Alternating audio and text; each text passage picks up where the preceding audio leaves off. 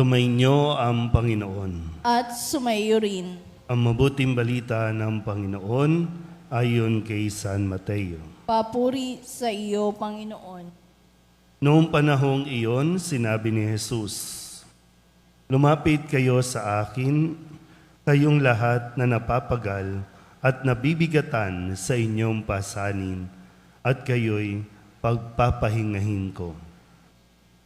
Pasanin ninyo ang aking pamatok at mag-aral kayo sa akin. Ako'y maamo at mababang loob, at makasusumpong kayo ng kapahingahan para sa inyong kaluluwa. Sapagkat maginhawang dalhin ang aking pamatok at magaan ang pasaning ibibigay ko sa inyo." Ang mabuting balita ng Panginoon. Pinupuri ka namin, Panginoong Jesucristo. Isang magandang umaga po sa inyong lahat. Ngayon po ay Huwebes ng 15 linggo sa karaniwang panahon. Ang tanong, pagod ka na ba? At kung pagod na, ano ang dapat gawin? Pahinga. Diba?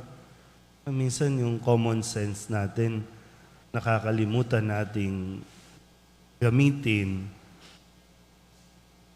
Kung pagod, edi magpahinga. Kasi kapag pagod at nagtuloy-tuloy ka pa ng iyong mga ginagawa, iinit lang ang ulo mo. At kapag mainit na ang ulo mo, kung ano-ano na ang masasabi mo, at hindi na nagiging effective. Kahit gawa ka ng gawa, marami ka mang gawain sa bahay man o sa opisina, hindi ka nagiging effective.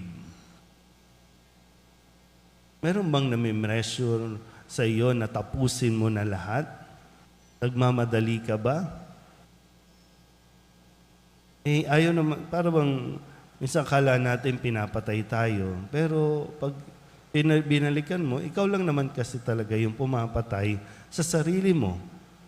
Akala mo, inaagawan ka ng kaligayahan, pero ikaw lang din naman ang nag-aalis ng kaligayahan sa buhay mo. Kasi kung papakinggan natin na mabuti, itong mga sinabi ni Jesus sa Ebanghelyo natin mula kay San Mateo, sabi niya, "Lumapit kayo sa akin, kayong mga napapagal at nabibigatan." Lumapit kayo kung kayo'y nabibigatan o pagod na. Hindi niya sinabing, "Aalsin ko lahat ng problema ninyo. Tatanggalin ko lahat ng inyong mga alalahanin." Malinaw ang sinabi ni Jesus, "Pagpapahingahin ko kayo." Magpahinga kayo. Ano bang kinapapaguran ninyo? Halimbawa po, anong kinapapaguran ninyo? Sa bahay, pagod na kayong maglaba, magluto, maglinis ng bahay, mag-asikaso, manaway, mangaral sa inyong mga anak. So pagod ka na ba? Ayaw mo na ba? Kasi kung ayaw mo na, kusa kang mamamahinga niyan. Kung sa trabaho, kung pagod ka na, mag-resign ka na, pagod ka na pala, ayaw mo na pala. Kesa naman reklamo ka ng reklamo.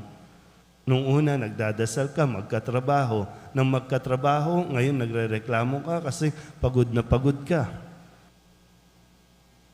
Kaya lang din naman talaga tayo napapagod dahil ayaw natin magpahinga. Kaya nga mismong ang Diyos nagtalaga ng araw para magpahinga ang tao. Pero ang tao ayaw magpahinga. Ang misa, ang pagdalo sa misa ay isang uri ng pahinga. Kasi kung magpapahinga tayo, doon tayo mas nagkakaroon ng parabang tamang lugar, tamang oras para pag-isipan natin, ano ba itong ginagawa natin? Importante ba ito? Okay pa ba ito? Nagiging okay pa ba ako at maging ang mga tao sa paligid ko? Ulitin ko po, no? Hindi tayo mas magiging effective kung lagi tayong pagod. Pagod na ang katawan, pagod pa ang isip. Isa naman, no, hindi ka nga kumikilos, pero isip mo naman, utak mo naman, kung saan-saan nang pupupunta.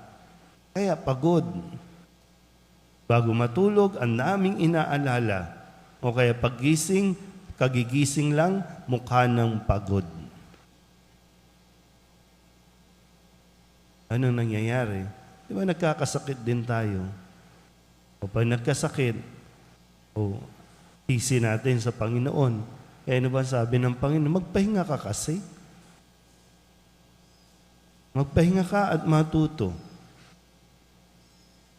Malinaw naman, sabi, magaan yung aking mga pamatok.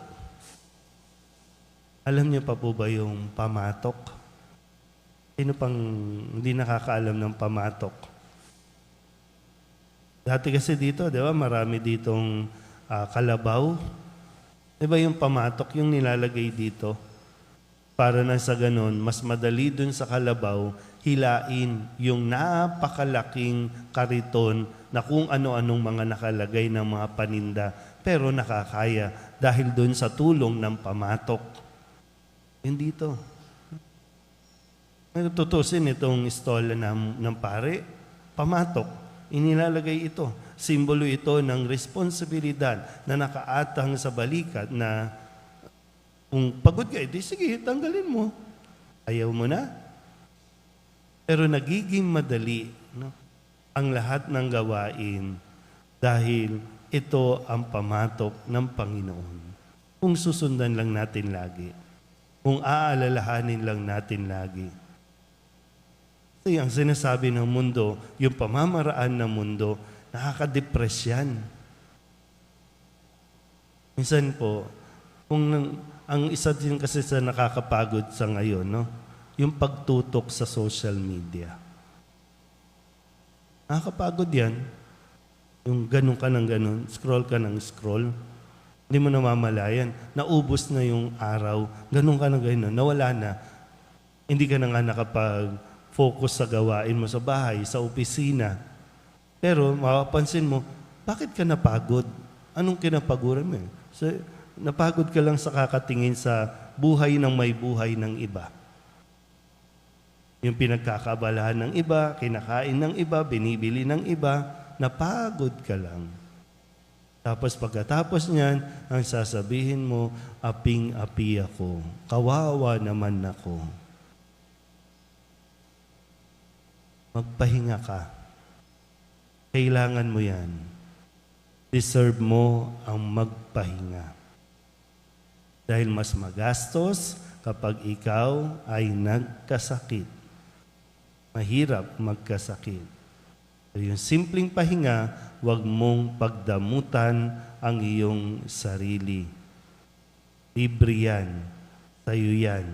Kunin mo kung may pagkakataon at lagi namang dapat magbigay ka ng pagkakataon para sa sarili mo.